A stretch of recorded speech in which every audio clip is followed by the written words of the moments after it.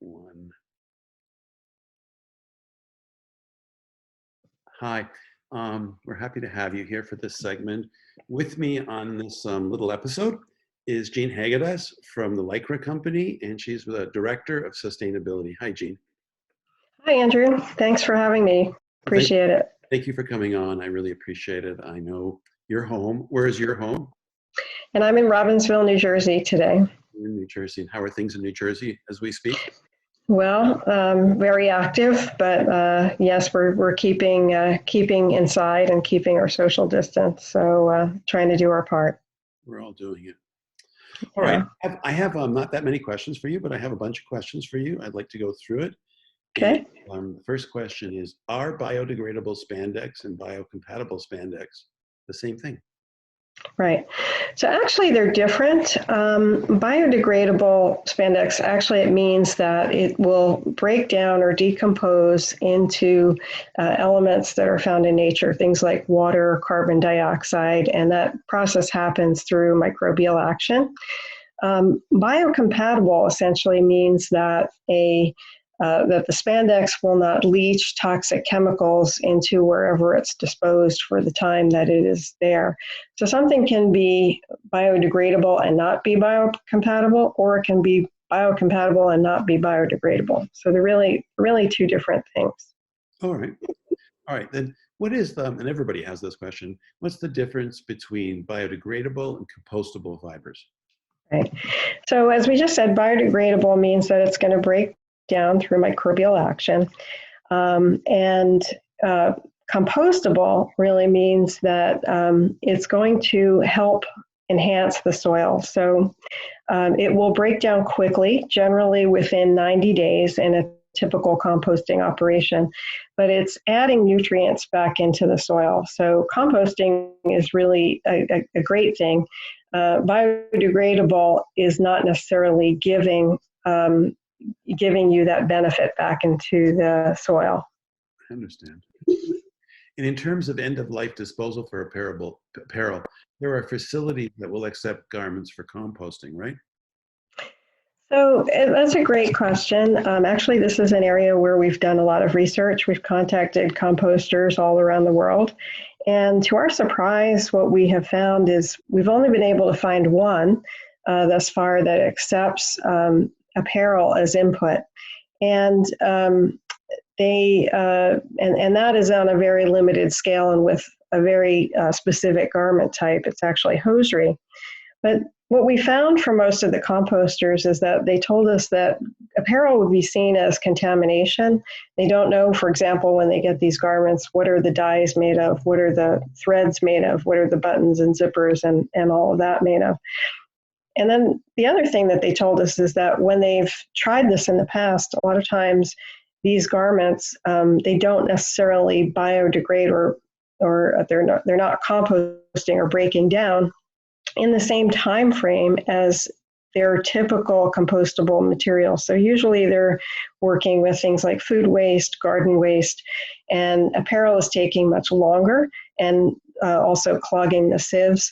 And we've also found that in certain countries in the world, particularly in Europe, there are a number of countries that will not accept, they have laws essentially against composting of garments. So they won't accept apparel as input for composting.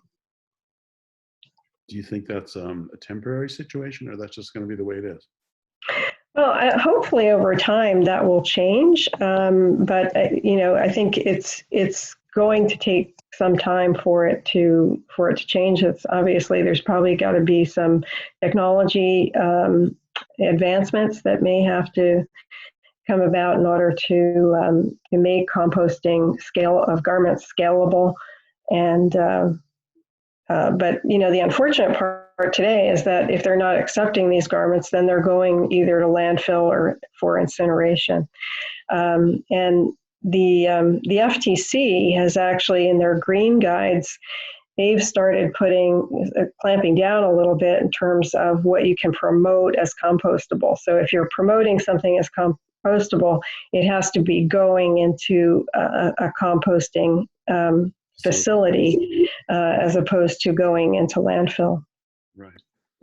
What will fibers biodegrade in the ocean or in landfill conditions? Yeah. So essentially, for fibers to biodegrade, they need certain conditions. So, namely sunlight, oxygen, and elevated temperatures. And typically, we don't find this really in the ocean or in landfill. So, unfortunately, even a fiber that would potentially biodegrade in say, a composting situation might take years or if not decades to degrade in a place like the ocean or a landfill. I see. All right. The last question I have for you is your company, the LYCRA company. What is your company doing about biodegradable fibers? So we're trying to take really a science-based approach here and look at, what will have the best environmental impact. And what we see with biodegradability right now, in addition to the composters, the other issue that it doesn't address for us as a fiber producer is raw material depletion. So if you have a fiber that biodegrades, you're having to continue to produce new fiber, right, to replace that. And that means you're extracting raw materials out of the earth.